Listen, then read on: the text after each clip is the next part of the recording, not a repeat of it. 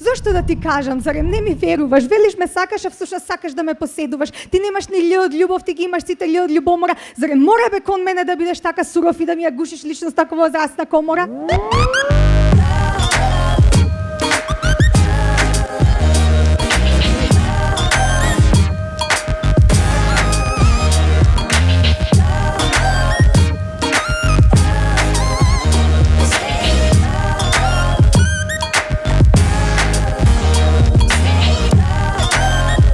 Таа работилница беше краткотрајна, меѓутоа многу продуктивна, затоа што од таа работилница се родија носечките слемери и слемерки кои што денеска нели го предводат слемот. Меѓу кои и Игор Трпче со кој што нели ги организиравме слем настаните низ Македонија.